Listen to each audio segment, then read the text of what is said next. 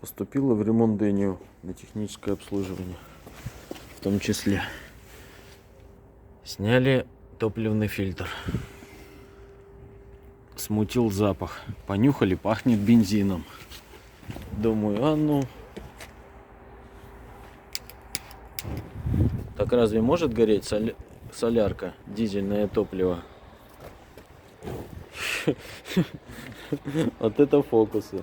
Я такого еще не видел. Дизельную деньку бензином заправлять. Вот заказчик удивится, когда я ему расскажу.